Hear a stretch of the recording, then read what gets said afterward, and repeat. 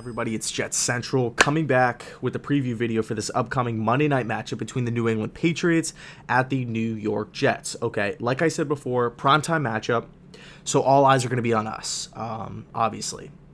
I don't want to get too far ahead of myself here. Okay, I don't.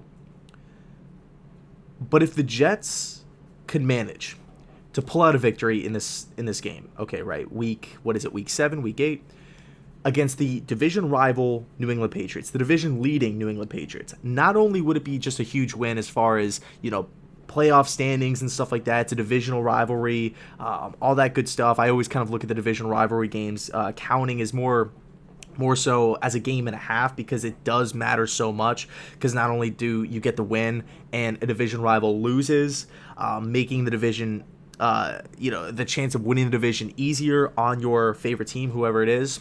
But you also get a conference win. You also get a division win that plays, more of an effect as we get more into December. Not only will it be all those good things, but imagine the life, imagine the energy that will just be shocked into not only just the players and the coaching staff, but into the organization, into the fan base, if the Jets could go out in front of everybody and upset the 10-point favorites out of Vegas, New England Patriots. Think about that for just a second. Incredible stuff, right? It would just be absolutely fantastic. Now, we do have a lot of good things going, for the Jets, right? Because it's Monday night, we have that extra day to prepare. We have that extra day that can't be overlooked. And yes, you can make the argument Bill Belichick also has an extra day to prepare, but I think it's more important for this Jets team right now, especially dealing with the health of the team. When you look at the roster from top to bottom. Number 2, Adam Gase has shown in the past that he can challenge Belichick. I mean, go back to his days with the Miami Dolphins, and yeah, the Patriots do have Gase's number as far as wins and losses go. But look, Gase has been competitive, more so with the Dolphins, because obviously we all know what happened week 3, I think it was. They just mopped the floor with us. They kicked our ass all across the field. But I'm talking more so when Gase was in Miami, right? When he had time to prepare with subpar talent with the Miami Dolphins teams. I mean, he kept it close, in some of those games, right? I think he might know. I think he has an idea of what makes Belichick tick, okay, especially on defense.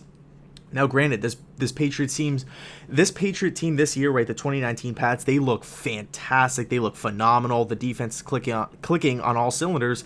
Granted, they haven't really played anybody good, right? The Jets without, the Jets with Luke Falk, right, arguably the worst team in the league. Who else? The Miami Dolphins, arguably worst team in the league. Giants, arguably worst team in the league. Pittsburgh Steelers aren't really the same. Who else? Buffalo Bills. Buffalo Bills are the only really solid team that they played, and they struggled big time in them, or in that game rather. There's one more game too. I know they didn't play anybody like that. The Washington Redskins, right? The Redskins, everybody knows what's going on with them. Colt McCoy started that game. So the Patriots are a great team. The Patriots are a top team in this league. Everybody knows this. Everybody, they don't want to write off Belichick. They don't want to write off Brady just yet, because they've shown in the past that they start off kind of slow and this and that. But they always find a way in the playoffs. They always find a way to get back to the big game. So nobody's writing them off. All I'm saying is, hey, take a second, look at the schedule. Maybe, just maybe, these numbers could be skewed a little bit, because who are the Redskins putting up points on? Who are the Dolphins putting up points on? Who did the Jets put points on with Luke Falk at the helm? Nobody. Absolutely nobody. So, the numbers could be skewed a little bit. All I'm saying here is that the Patriots haven't really played that many talented teams. Another thing that kind of is working in the Jets' favor, CJ Mosley. Rumor has it he could be back practicing this week, right? Because, he suffered the groin injury week 1 against the Bills. If we could get arguably the best player on our defense back, still in the prime of his career, right? Multiple-time Pro Bowler CJ Mosley back for this game. Are you kidding me? Think about that for just a sec. CJ Mosley being inserted back into this lineup. That would just pay so much. It would just be incredible for this Jets team, right? If we could get a guy like CJ back, right? I mean, he's the anchor, he's the quarterback of the defense. Right next to Jamal Adams, he's the best player, and Le'Veon Bell on the team. it would just be incredible. So we have a couple things rolling for us, right? Or going for us, rather. It's pretty exciting. It's really, really exciting. Now, of course, like I did mention before, Vegas does have the Patriots as 10-point favorites. They're expected to go into MetLife Stadium and just mop the floor with us again. And, we are, at the end of the day, a one-win team. With losses against the Bills, the Browns, who else? The Patriots, the Eagles. But coming off this win against the Dallas Cowboys, we got to ride this wave of momentum into the next week, into the primetime game. I know Jamal Adams will have the defense ready to play. Players are going to be amped, okay? Players are going to be amped, especially under Greg Williams.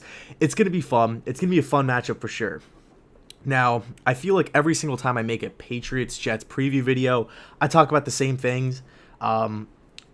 Pretty much kind of, I guess, my philosophy or what I've seen NFL teams do to Tom Brady, to this Bill Belichick, Josh McDaniels led offense, to have somewhat of really just some sort of success against the team. They continuously play off coverage. They continuously give huge cushions. They continuously try not to give up the deep ball. I think it's all a mistake. I think the way to beat the Patriots is to take away the first read or two from Tom Brady. You got to get him on the ground. One thing I felt like the Jets did a amazing job of against the Dallas Cowboys was knocking Dak Prescott to the ground. You're not necessarily, I mean, sacks are great. Everybody loves sacks, right? Especially when you have like that end, the DN coming off the line and just smacking the quarterback. Everybody loves that, but even though Prescott was releasing the ball, right? He was throwing the ball away. He was checking it down and stuff like that. You can see Prescott was rattled. You could see it, even on the sidelines when he's frustrated. He's cursing to himself.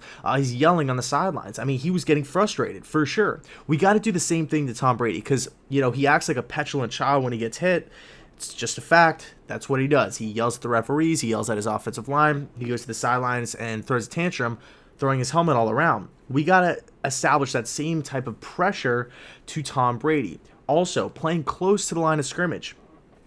One thing I didn't see pretty much any of was single coverage Jamal Adams on anybody. He was kind of just roaming around the field in that Week 3 game against the Pats. I want to see Jamal Adams closer to the line of scrimmage. Everybody knows the Patriots like to dink and dunk. I feel like every play, that McDaniels runs or that Brady throws, it's almost a check down. It's a little slip screen. It's a little 5-yard turnaround curl route. We got to have that extra man in the box. What better man than Jamal Adams, right? Having his presence closer to the line of scrimmage, getting him more involved in the actual game itself. Psychologically, that will mess with Tom. Psychologically, that will help the players on defense, especially the linebacking core. Now, I do think the Angel defense can actually work against the Patriots where you kind of have that free safety, almost like 11 to 12 yards back from the line of scrimmage. I actually like that style of defense against this team because, like I alluded to before, it's kind of like an extended cover one almost, where you have that free safety so far back, and Marcus May has shown an ability to kind of hawk down balls and stuff like that. And normally I don't like this style of defense because I feel as though mentally it takes that free safety playing that position out of the game. I think when you play so far back, you don't get a feel for actually what's going on. And you're almost just kind of playing center field back there. We're kind of waiting to see what happens. And every play you're charging up to the line of scrimmage, every play. And then, really just the philosophy is not to get beat over the top, not to give up the huge play. I think in this style where you have Jamal Adams closer to the line of scrimmage, it can work. I just don't want to see a lot of this cover 3, cover 4 stuff where we're just almost allowing the Patriots to get a gain of 6, a gain of 7, a gain of 4 every single play, where they could just go downfield, stay in bounds, first down, second down, third down, first down, second down, third down, first down, and just eat away clock and just kill us. That cannot happen. Got to get after Tom Brady, got to play bump and run coverage, got to take away his first, possibly second read somehow, cover the flats, outside linebackers, you got to do their thing out there. They got to do their thing out there. Really just playing sideline to sideline. I know it's asking a lot, but hey, you have to ask a lot of an NFL defense if you want to beat one of the best teams, arguably the best team in the league. You have to. as far as offense goes, this defense has been lights out. The Patriots defense, Stephon Gilmore, all these different guys. Jamie Collins is having a pretty solid season. Remember, he was actually a free agent. We actually talked about trying to get him this season because he had he had playing experience under Greg Williams. We could have had a chance to get him. We didn't. Thanks a lot, Mike McCagnon. Bottom line is Patriots defense is playing phenomenally well. We got to figure out a way to consistently move the ball. Honestly, I really like, after watching last night's game, I really like how Detroit, and yeah, they did lose because of the referees, but I still liked how the Lions came out in that game. They were in Lambeau Field. Everybody had the Packers winning. They said, no, we're the Detroit Lions. Detroit versus everybody. We're going to come out and throw a flea flicker on first down. They did that. Matt Stafford was just firing the football all across the field. Deep, intermediate, left, right, short. He was doing his thing out there.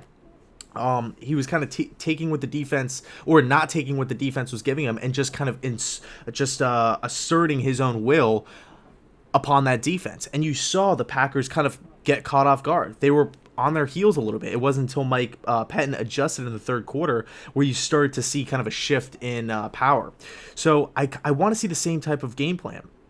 I mean, we saw with Darnold kind of against the Cowboys, we were at our best when he was extending a play and flicking the ball downfield. Not so much this one-read BS that I hate. This isn't college football, where the quarterback hikes the ball. It's already a predetermined, he just based off of the defense, or the defensive look. He knows where he's going with the football. That's why he threw the pick. That's why he threw the pick in the red zone, because he knew exactly where he was going with the ball.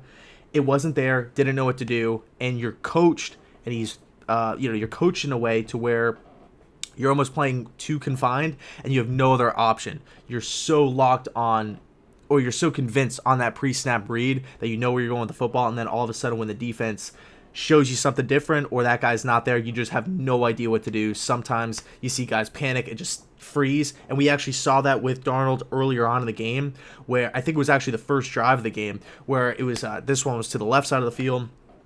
Same kind of play. It was like a slant kind of just a phony kind of play where he he snapped the ball, he looked, it wasn't there, he didn't know what to do, and he just threw it down. I cannot stand those plays. I don't want to see a lot of that against New England, because a lot of those Patriot defenders, a lot of the Patriot secondary members really charge and really attack. They fight for the football. They attack the football. So whenever you have those short little kind of phony plays, they do work from time to time, of course. But I don't think that's what should be the bread and butter of the Jets' passing attack in this game. I would look to get Le'Veon Bell out in the flats. I would look to stretch the field early, often, and just kind of say, or come into the game saying, hey, New England, this is our house. We just beat the Dallas Cowboys. Okay, we had all the calls at the end of that game going against us, yet we still managed to find a way to win, make a goal line stand on a 2-point conversion. We beat the Dallas Cowboys, who a lot of people, including myself, and I still think they are a fantastic team, making the playoffs, winning the NFC East. Arguably the worst division of football, but nonetheless, still, I think, a playoff team.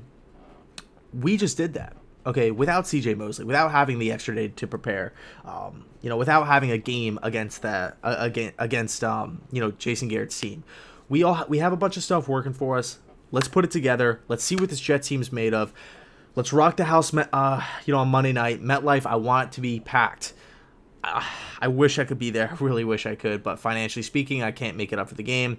But I'll be with all the Jets fans, Jets Nation in spirit. And let's rock and roll this Monday night. Let me know your thoughts down below in the comment section. Do we have a chance to win? Or am I just kind of up in the clouds right now, kind of riding this high from last week's victory? So I'll leave it there. Let me know your thoughts. And as always, thanks so much for watching, and go Jets.